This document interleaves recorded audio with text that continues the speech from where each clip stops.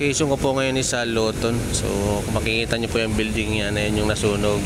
Medyo matagal na pero parang hindi pa rin siya ginagawa ngayon sa Manila Post Office. So dito po, kung maliligaw kayo, kung mabiyahe kayo ng Cavite, meron po dito. So kung nakikita nyo po yung Christine bus na yon, and then sa likod po nun meron ding isang bus na pa Tagaytay. Yung isa naman na itong bus na to, Christine bus to eh. So yung isa naman Alfonso. So dadaan po to lahat ng Aguinaldo Highway. So kung sa upper part kayo ng Cavite sasakay, so pwede kayo bumaba dito. Pero kung sa lower part, sa like sa Naik, sa Nobileta, sa lower part ng General Trias, and then Rosario, Tansa, Maragondon. So sumakay kayo ng bus na dumadaan dito papuntang Petex, and then nandun po yung mga sakayan nun. So itong mga bus na to, Alabang, papuntang City Hall.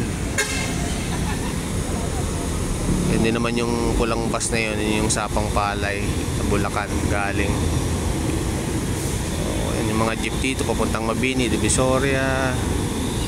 So yung overpass naman yun papunta ng Divisoria yun. Baclaran pala. Baclaran yung mga jeep na to dumadaan. So yan, Birong Bia Tap, and then meron pong Bia Mabini. So kung ulitin ko lang po, yung biyaheng Cavite dito is papuntang Alfonso and then Amadeo. So alam ko may nasugbo din dito eh. So Aguinaldo Highway din lang yan. Not sure lang po ako kung saan yung terminal niya. Siguro meron lang siyang oras. So itong mga bus na to, ulitin ko po, dadaan ng Amadeo, ng Aguinaldo Highway.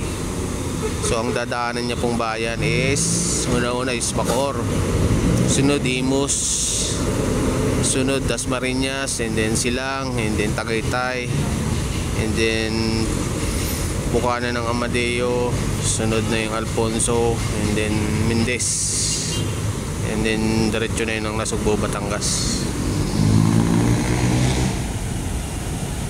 So kung magbabiyahe kayo dito, ask nyo lang sa comment section, and then try ko po kayong sagutin.